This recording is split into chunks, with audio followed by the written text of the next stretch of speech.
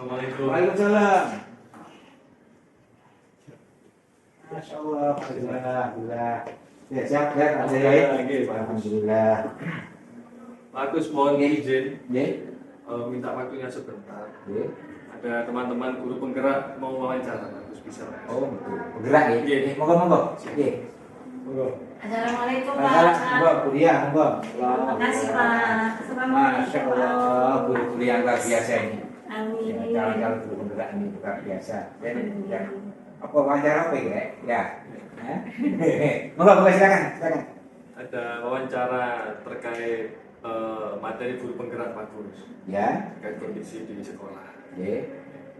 Ada beberapa pertanyaan nanti yang perlu kami diskusikan dengan Pak Agus. Oke, monggo. Kurang lebih sekitar 30 menit Pak Agus. Ya, siap. 1 jam tak apa-apa. Ya, monggo. Gus, Ya. jadi pada hari ini kami berlima akan diskusi dengan Pak Gus, minta waktunya khususnya terkait kondisi materi dilema etika Pak Gus.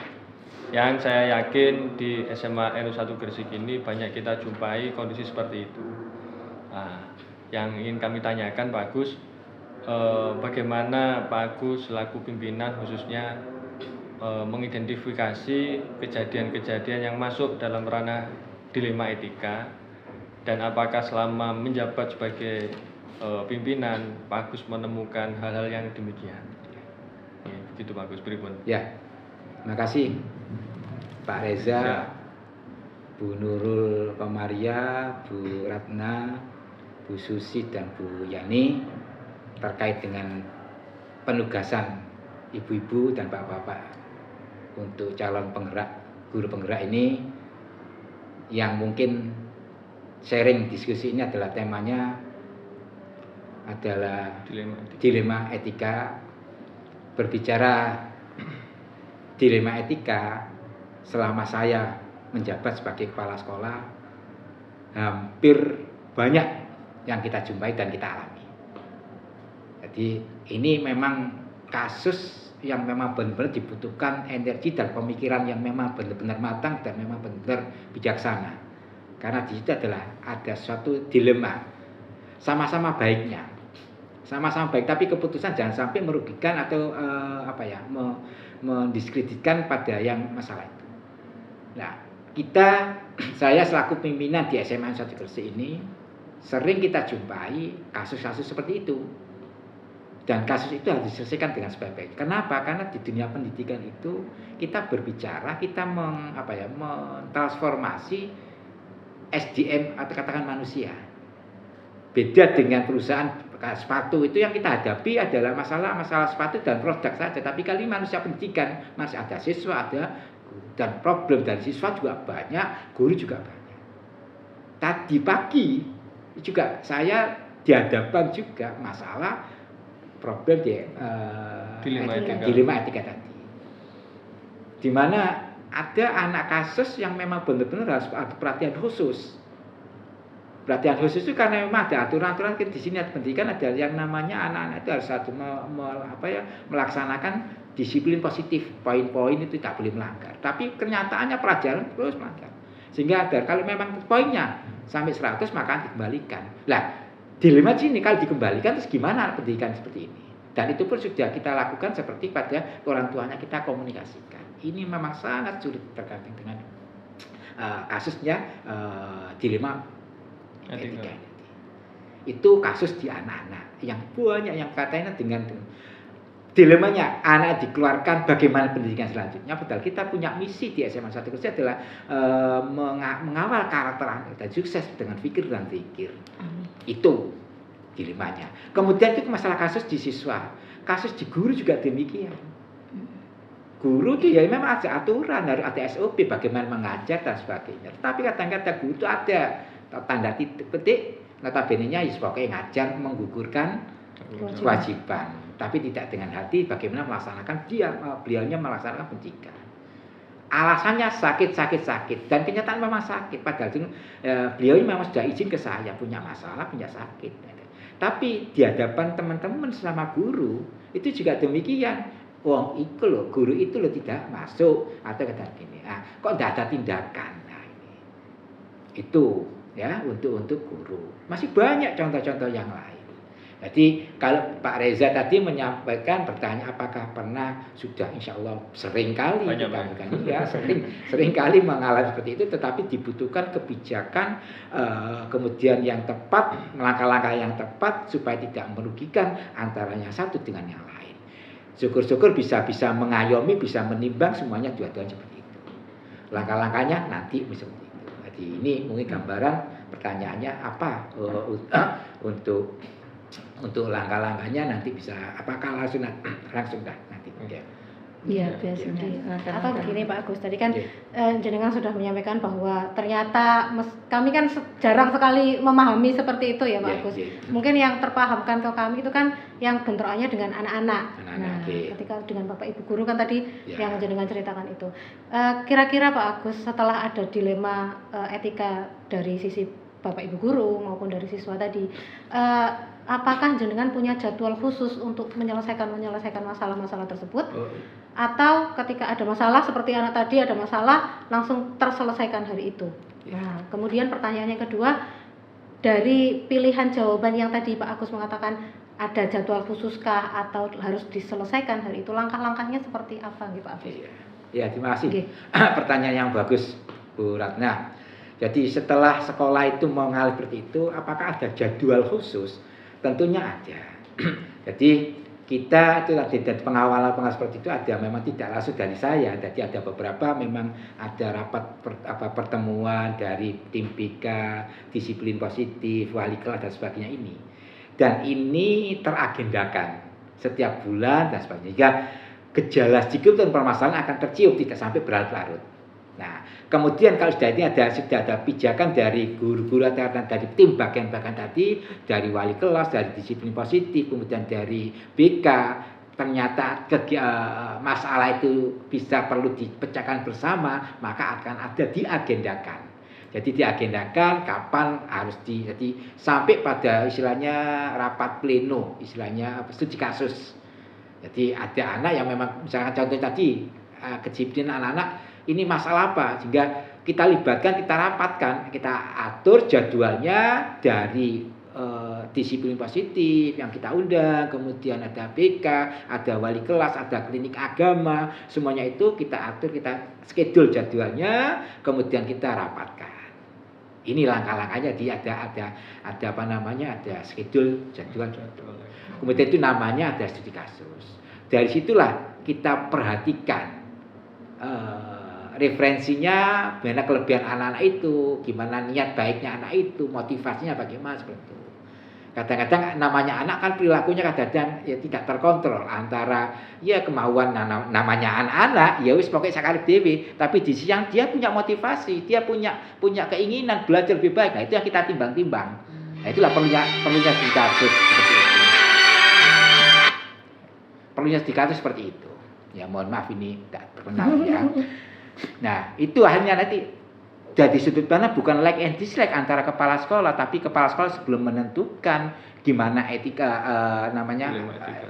etika dilema tadi seperti itu, ya harus kita benar-benar kita rumuskan, kita dengarkan gimana perkembangan dari disiplin positif, wali kelas, kemudian BK, baru dari situ kita putuskan seperti itu.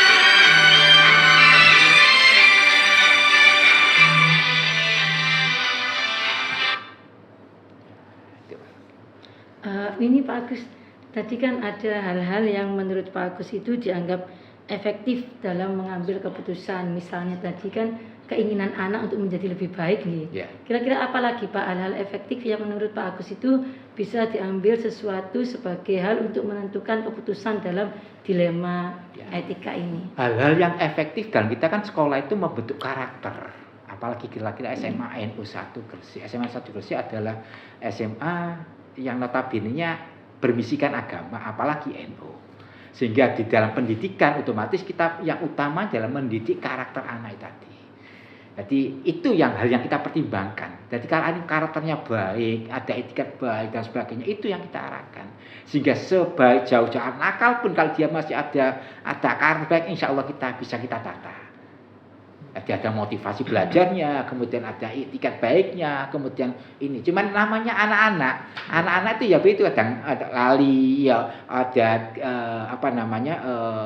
pikiran dengan teman itu supaya memang cuek aja, nggak belajar dan supaya kayak gitu. Tetapi di dalam hal yang baik itu tadi kita lihat bahwa anak itu memang benar-benar tujuannya adalah ingin sekolah belajar, karakternya baik, dan itu kita bina. Jangankan anak seperti ini, anak yang tidak berkarakter baik itu loh kita bina kok. Kita komunikasi dengan orang tua, kita kawal supaya memang benar-benar harapan kita itu adalah pelayanannya maksimal. Jadi orang tua biar puas, belajar di sini biar puas. Namanya sekolah ya berproses, dan inilah proses kita yang memang perhatikan, dan ini harusnya memang didukung dari sekolah-sekolah swasta. Jadi itu. Baik, Pak Agus. Oke.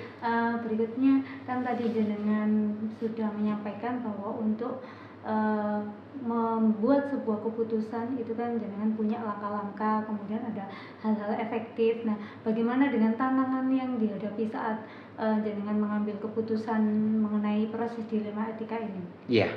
Tantangannya, Pak. Ini pertanyaan yang sangat sulit sekali. Kalau sudah tantangan ini berarti sudah ke hati nurani. Kalau memang aturannya untuk di sekolah SOP-nya bahwa kalau anak itu yang misalkan poinnya 100 maka dikembalikan. Tapi ini kembali kepada etika berarti kepada hati nurani. Kalau anak dikembalikan, anak tidak sekolah, apa nanti sekolah di yang lainnya tambah bagus?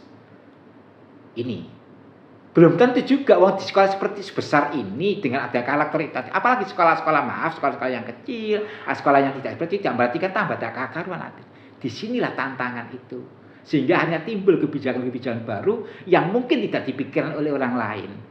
Kita tetap dalam itu ada shock terapinya anak itu, tetapi kita bina, kita kawal. Nah, ini tantangannya seperti itu, ya. Contohnya bagaimana, Pak? Contohnya, ada anak yang tidak boleh.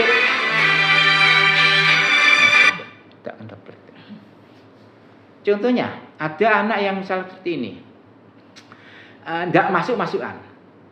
Tidak masuk-masukan itu karena dia tidak mau belajar, malas atau enggak. Dia berontak, karena apa? Karena orang tuanya tidak perhatiin dan ada masalah. Itu bentuk protes.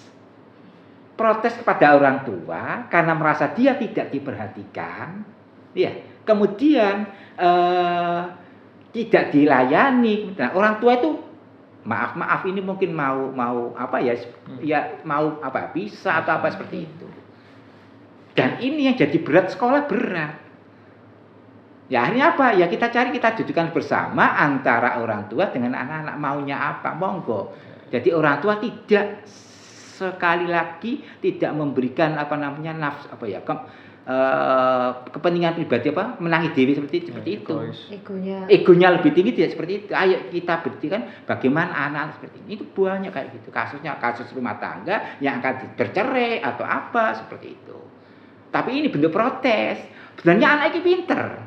Nah, apakah kita ini sudah nyalai? Apa kita keluarkan?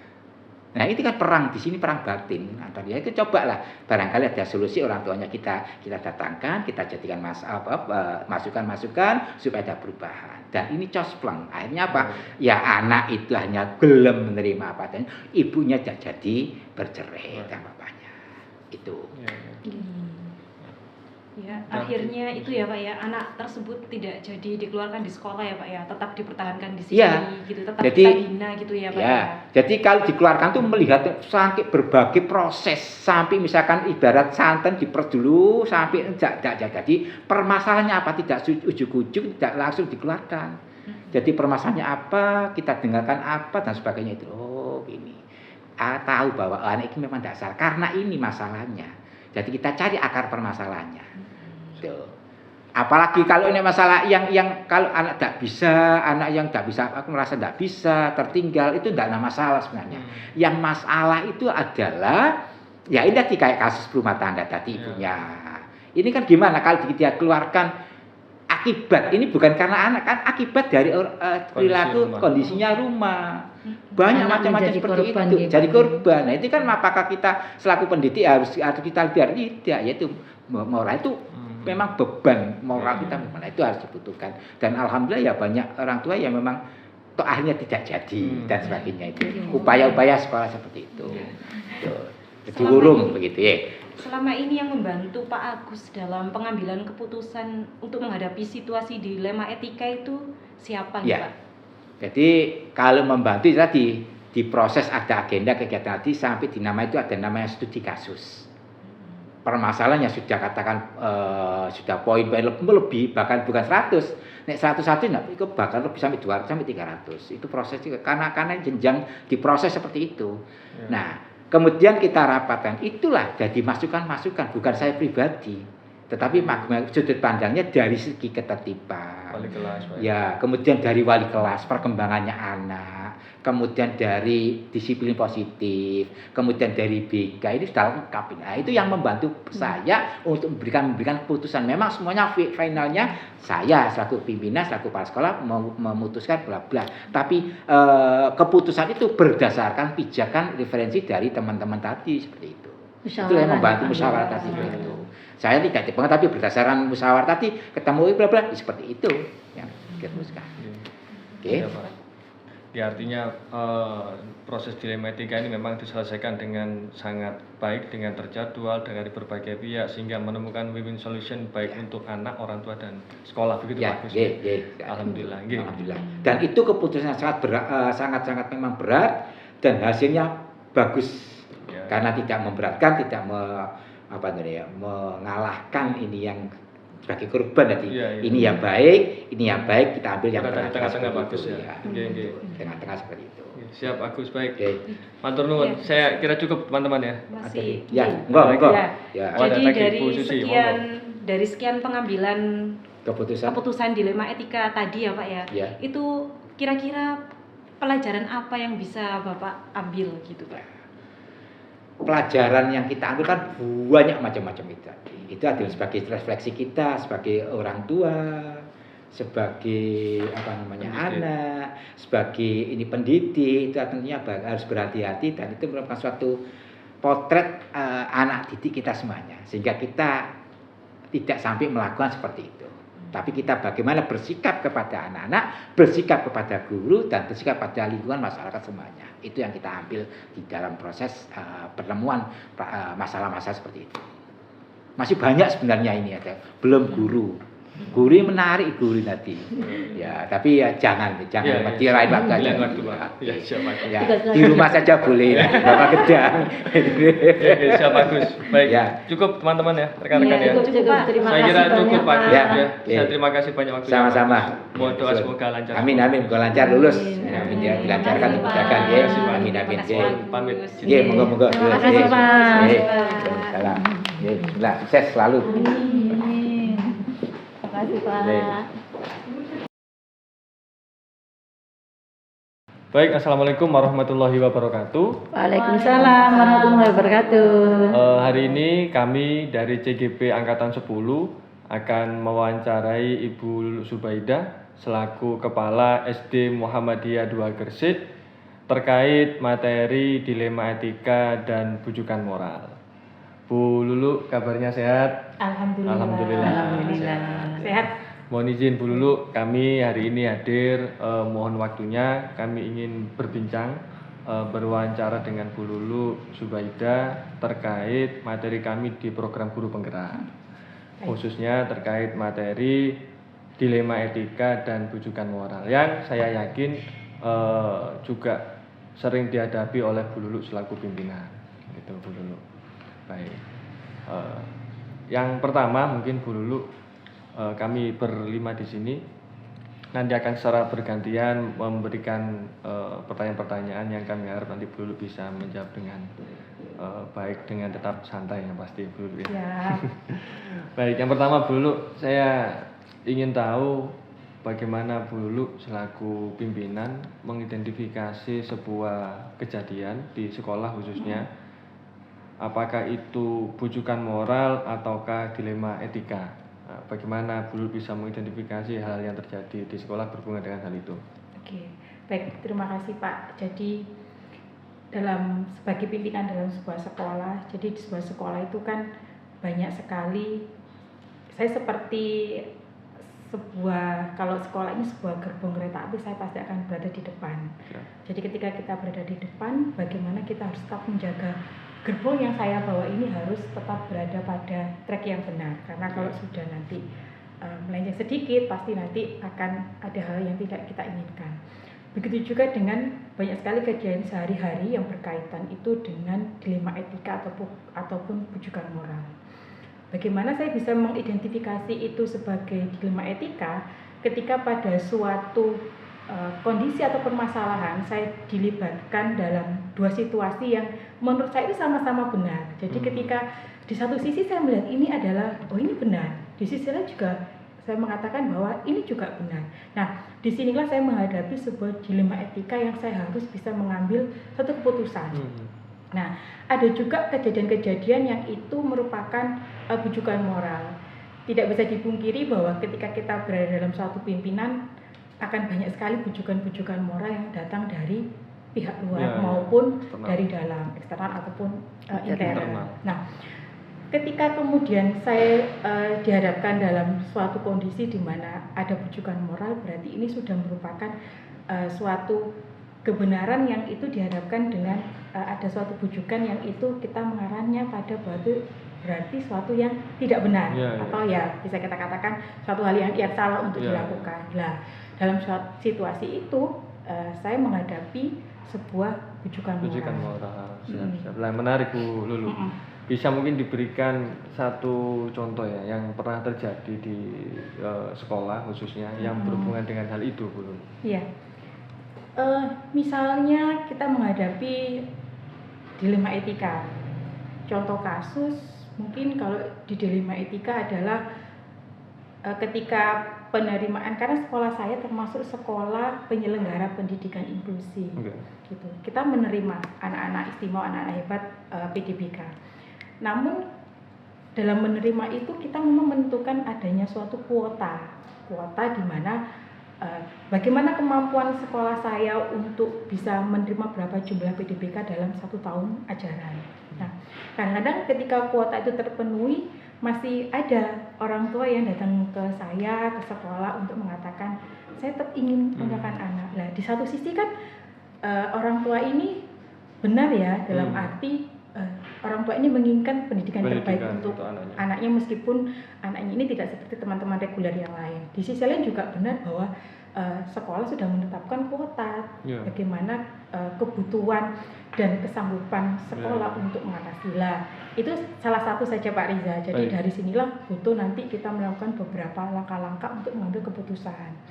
Bujukan moral juga seperti itu. Jadi ketika misalnya datang ada dari luar menawarkan sesuatu jasa atau barang, nanti jasa barang atau apapun, dulu nanti kalau begini nanti akan begini begitu. Nah, kalau begitu sebenarnya yang bujukan moral ini pengambilan keputusannya bisa dilakukan saat itu juga karena kita tahu bahwa ini salah, minta maaf atau bagaimana kita menolaknya. Tapi untuk yang dilema etika ini memang kita benar-benar harus ada langkah-langkah dan pertimbangan-pertimbangan untuk mengambil suatu keputusan.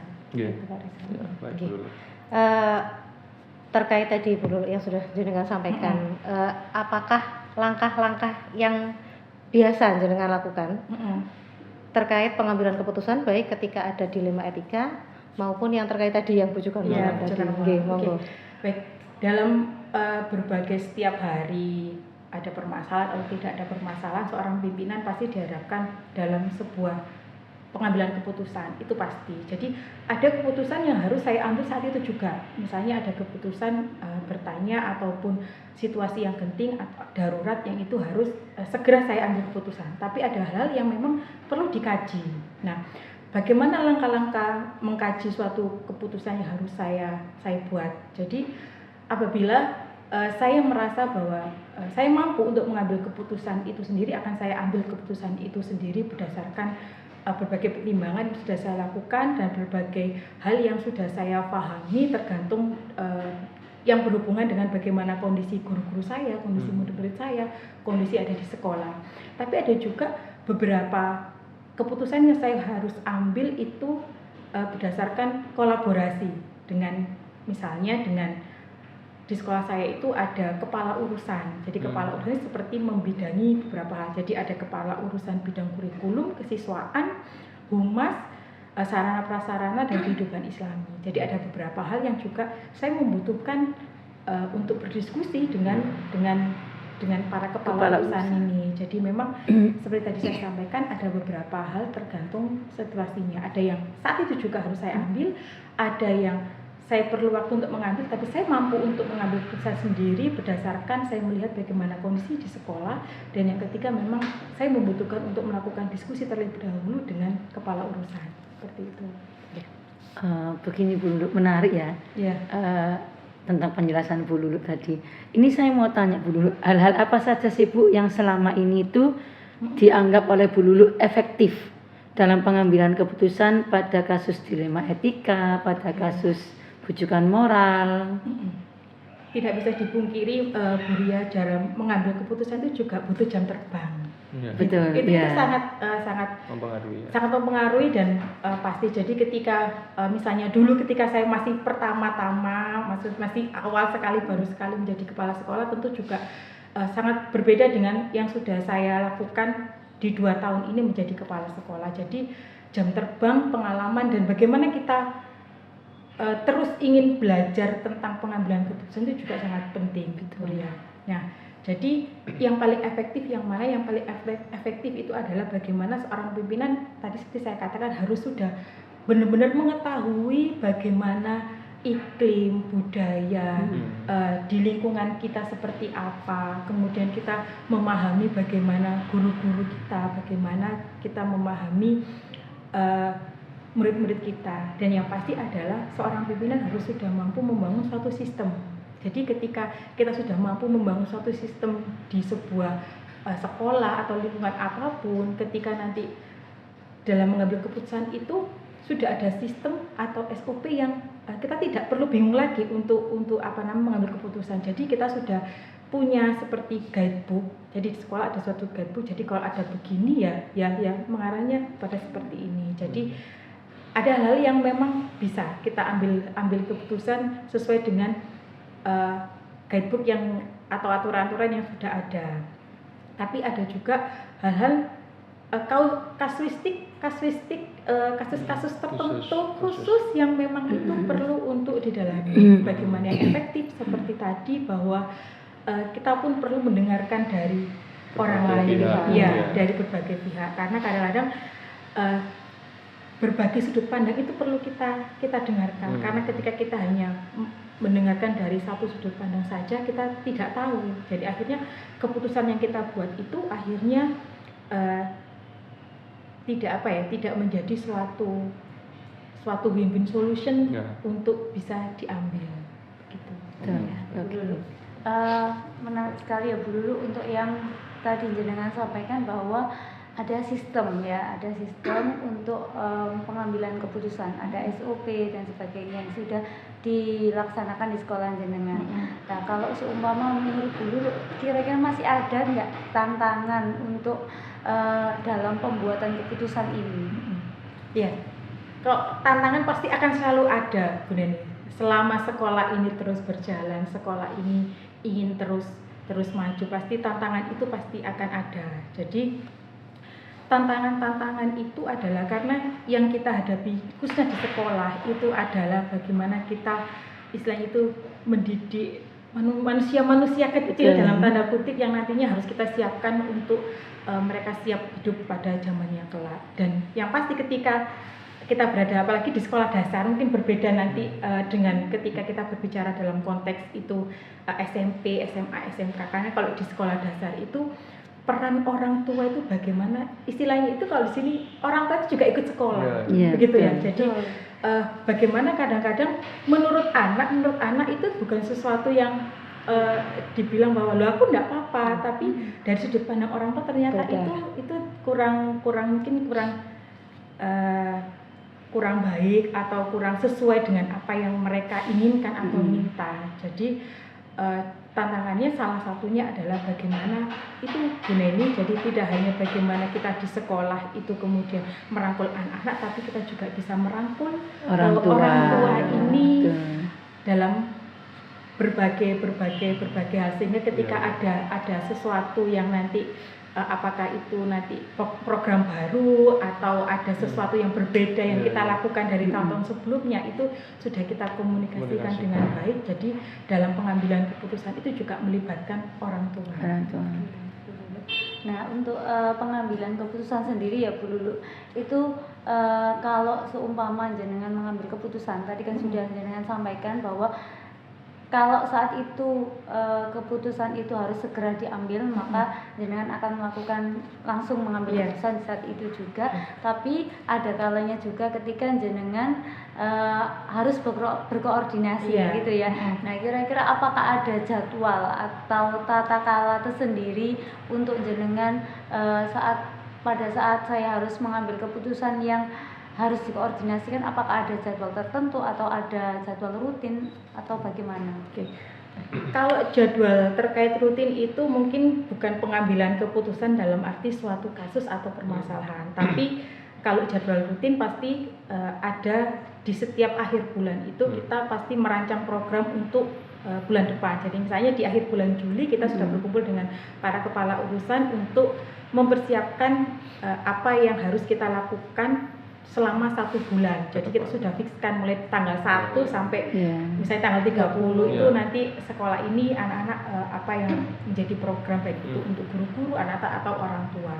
Nah, itu memang berkala, tapi itu adalah seperti saya katakan lagi, pengambilan keputusan dalam hal program kerja. Itu memang sudah ada terjadwal secara rutin. Tapi kalau untuk ada sesuatu hal yang khusus insidentil, kemudian perlu diambil keputusan segera. Jadi kita tidak boleh menunda-nunda dalam mengambil keputusan. Apalagi itu tadi ketika saya sampaikan sudah berhubungan dengan orang tua, misalnya orang tua menyampaikan, itu harus segera cepat tanggap kita selesaikan, kita tangkap, kita respon, harus segera selesaikan. Karena kalau kita kemudian cara menanggapinya itu kemudian terlalu lama, berlarut-larut, lah ini akan tidak baik untuk semuanya, begitu ya, tidak baik untuk sekolah, tidak baik juga untuk anak-anak. Jadi agar semua apa yang sudah baik ini tetap berjalan dengan baik. Baiklah Ibu, jadi faktor-faktor apa saja yang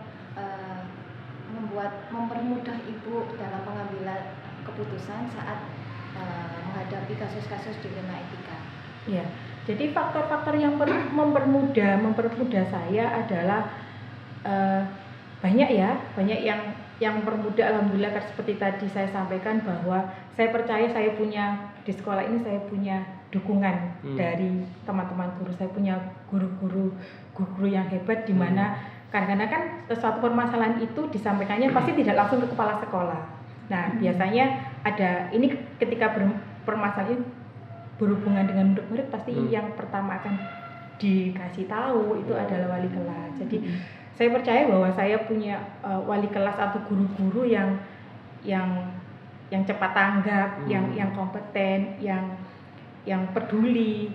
Itu salah satu hal yang mempermudah, dan itu sudah sangat saya rasakan. Jadi untuk guru-guru saya sangat sayang sekali, terima kasih dengan Bapak Ibu guru semuanya. Kemudian juga saya punya di tingkat jajaran manajemen,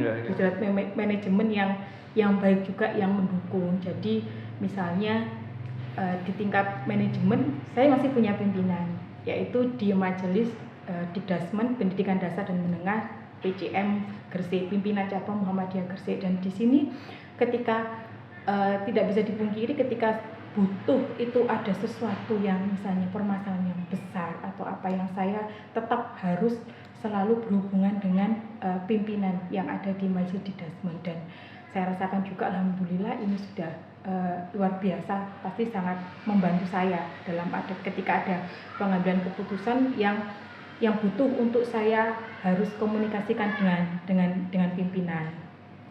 Kemudian yang ketiga adalah yang faktor mempermudah saya, seperti saya katakan tadi, adalah pengalaman. Jadi pengalaman kita itu pasti akan mendewasakan kita ya. Nah, jadi belajar dari apa yang sudah terjadi, kemudian hal-hal yang seperti itu juga merupakan faktor-faktor yang mempermudah saya dalam mengambil suatu keputusan. Waduh, seru sekali nih, menarik sekali Bu Lulu. Dari semua hal yang telah Ibu sampaikan tadi, pembelajaran apa saja yang dapat Ibu petik dari pengalaman Ibu dalam mengambil keputusan saat menghadapi dilema kasus etika? Ya. Jadi yang begini Bu Yeni, jadi akhirnya saya menyadari bahwa kadang-kadang mengambil keputusan itu dari satu sisi kita butuh cepat, tapi di sisi lain kita tidak boleh gegabah.